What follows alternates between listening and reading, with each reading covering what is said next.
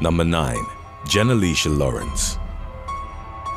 On July the 18th of 2020, a 34-year-old man refused to argue with his estranged girlfriend, believing that he was avoiding conflict. However, confrontation was the sole purpose of 29-year-old Genella Lawrence when she showed up at the unnamed victim's home in Shreveport, Louisiana. Facing his complete refusal, the woman pulled out a gun, shot him, and fled the scene. Police patrol officers, who responded to reports of a shooting, found the man lying on the sidewalk, fighting for his life. He'd suffered a single gunshot wound and was taken to the hospital, where doctors performed life-saving surgery on him. Lawrence's criminal action sparked a police hunt that lasted several days, but she eventually turned herself in. She's expected to be charged with attempted murder in the 2nd degree. Number 8. Emma Jane Magson. A night out in Leicester, England, ended in disaster for 26-year-old James Knight. On March the 27th of 2016, he and his 28-year-old girlfriend, Emma Jane Magson, were in a cab, going home after a night of drinking. They began arguing so intensely that the driver asked them to get out of the vehicle. They started walking as they continued to fight, and at some point, Knight pushed Magson into a parked car, making her fall to the ground. The argument continued after they arrived at Magson's apartment. At some point during their escalating confrontation, the woman grabbed a steak knife and stabbed her boyfriend through the chest, inflicting a wound 4.5 inches deep. She then waited 45 minutes to call the emergency services. The neighbors were reportedly awoken by Knight as he was screaming that his heart was bleeding. When Magson finally called the emergency services, she lied to the dispatcher about the gravity of her boyfriend's wounds and didn't mention that she'd stabbed him. Ambulance, tell me exactly what's happened. I don't know. My boyfriend's here and he's making weird noises. Right, what was he doing to make... What? I don't know. He's got a lot of blood in him. James, look at me, please. Do you want an ambulance to come and take him to the hospital? I don't know. I don't know if there's something up with him or he's just playing me about. Is his eyes open at all? Is he awake? Well, to be honest, it looks like he's sleeping, but it ain't how he normally sleeps because I live with him, so it ain't how he normally sleeps, that makes sense. Right. It looks like he's had a fight with someone. We'll get someone sent over to him. It's been arranged. I mean, it might take a while, so I do apologise. It's bank holiday weekend and we're getting absolutely... No, that's fine. Don't worry about it. You've been out drinking all night? Yeah, if I'm a bit honest, I think he took some drugs. I just think he's too smashed. That's what I think. Knight eventually died, and even though she claimed to have acted in self-defense, Magson was sentenced to 17 years in prison. Number 7. Cordelia Farrel. It's getting worse and worse, and one of us is going to end up dead. 38-year-old Cordelia Farrel told police officers after being arrested for the assault of her 36-year-old boyfriend, Wayne Coventry. The British couple had been involved in what their friends and family described as a toxic relationship. In September of 2019, Farrel attacked her lover, allegedly dragging him by his testicles and biting his private parts. 1 month later, Coventry and Farrel got into an argument at the home of the former's brother in Bromsgrove, Worcestershire. As the fight got heated, Farrel grabbed a kitchen knife and stabbed her partner to death, piercing his chest and puncturing his aorta. The horrific scene happened in front of their friends, who later said they saw the woman grinning as she was pulling the knife out of the man's chest. At first, Farrel fled the scene, but later turned herself in to the authorities. In October of 2020, she was jailed for 10 years by the Worcester Crown Court for the manslaughter of her boyfriend. Number 6. Emily Javier. Emily Javier waited until her boyfriend Alex Lovell was in bed before attacking him with a samurai sword after she'd become suspicious that Lovell was cheating on her. First, she found the Tinder app installed on his phone. Then she found strands of red hair in the shower drain at their home in Washington, USA. The woman reached her boiling point after Lovell came home one evening and ignored her. She went and taped a samurai sword to the side of their bed, and when they went to sleep, she hid his phone so that he couldn't call for help. When the lights went out, Javier reached for the sword and launched a frenzied attack, leaving Lovell with numerous stabs and cut wounds. As the man lay curled up in a pool of his own blood, Javier decided to call 911. 911, can I help you? He just stab my boyfriend. Okay, what is the address there? Okay, and tell me what happened. Okay, what? I stabbed him. Okay, is he awake? He's dead. I think he's dead. Okay, what is your name? Emily. Okay, where did you stab him? He's sleeping in the bedroom. No, where on his body? Where on his body? Everywhere. Okay. Can you get a clean, dry cloth or a towel and put it right on the wound? Okay, Emily, where is the knife right now? It's by him. I used a sword. You used a sword? Okay. Yes. Okay. Emily, they're on their way as fast as they can. Is your door unlocked already? Lovell was taken to the hospital, where doctors had to reattach some of his fingers and managed to save his life. Javier pleaded guilty to attempted first-degree domestic violence murder in court and was sentenced to 19 years in prison. Number 5. Thomasine Bennett. 67-year-old Thomasine Bennett was arrested in February 2017 after beating her boyfriend to death with a metal bat for 36 hours straight. She and 63-year-old boyfriend Walter Mack Clark were at Bennett's apartment in Northeast Washington. On February the 17th, officers received complaints of disturbance from Bennett's neighbors. They went to investigate and were met by Bennett, who took them to see the unresponsive naked body of her boyfriend, barricaded in a closet in a fetal position. She complained that Clark had made her smoke a drug called Love Boat, a mixture of marijuana and embalming fluid.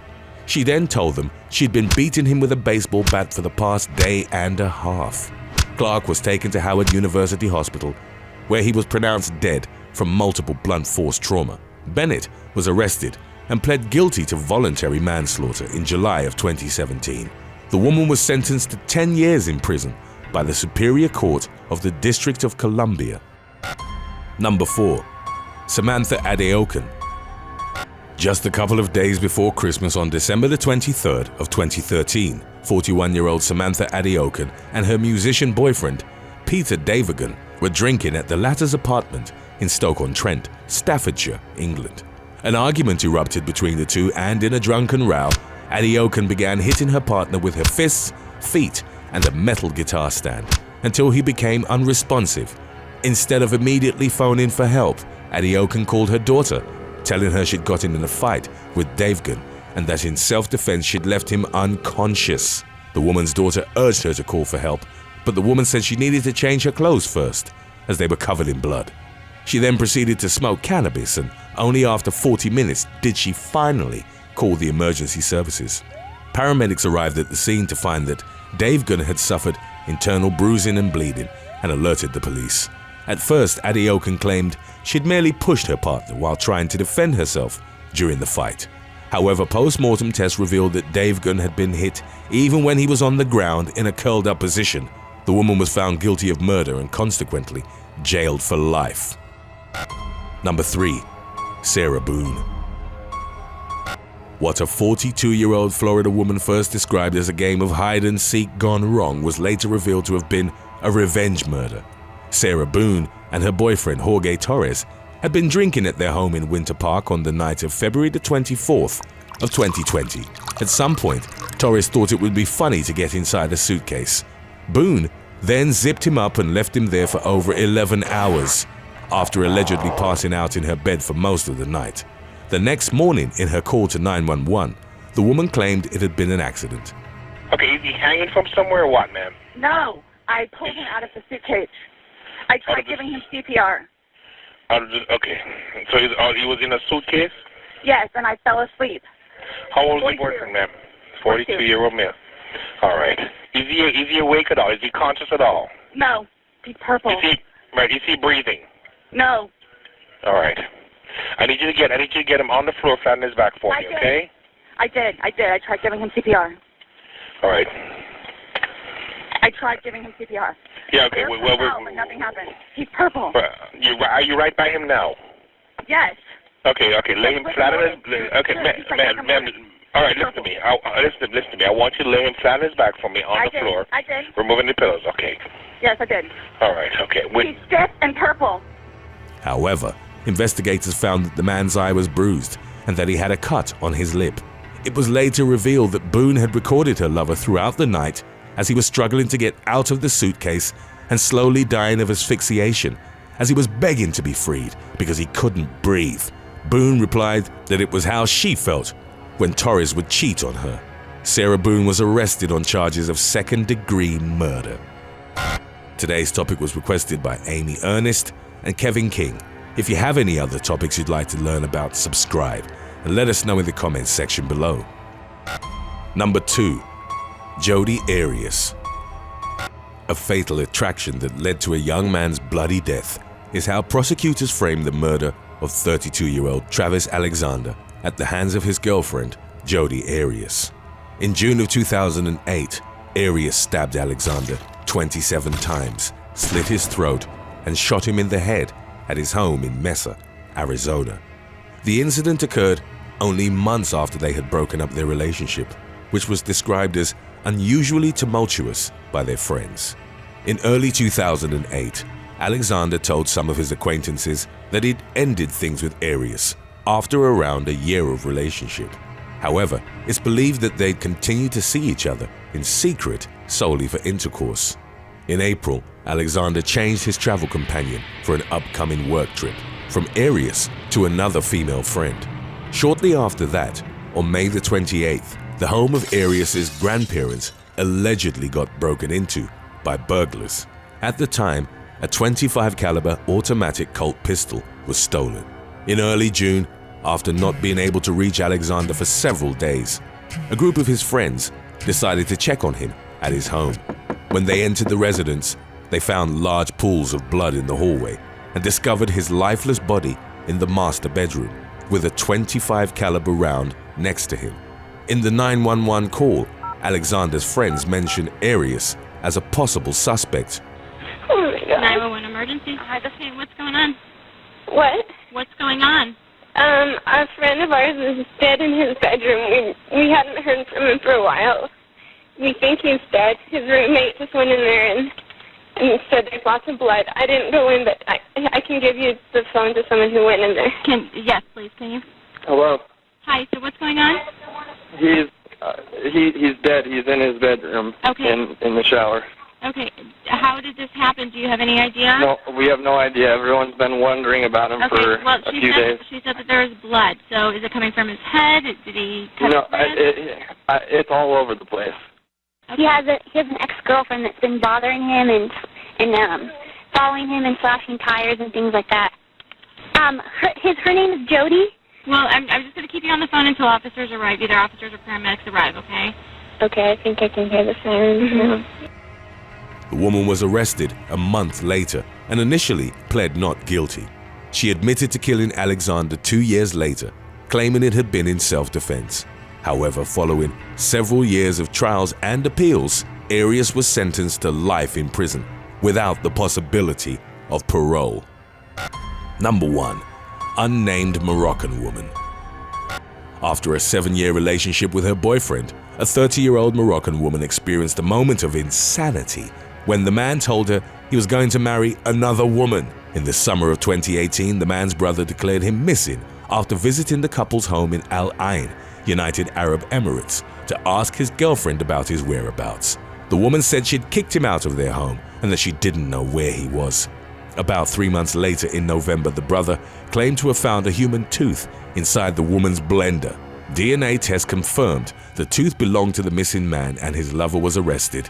During questioning, she denied any involvement at first, but later confessed to the murder, claiming she wanted revenge for financially providing for him during their relationship. After killing him, she cut up his body and asked a friend to help her dispose of it. She confessed to using a blender to mince her partner's flesh, cooking it with machbouz, a traditional dish, and serving it to a group of Pakistani construction workers from a nearby site. The woman was sent to a hospital to determine if she was suffering from a mental illness, as she's meant to face trial after the investigation is completed. Thanks for watching. Would you ever date someone that you know has cheated in previous relationships? Let us know in the comments section below.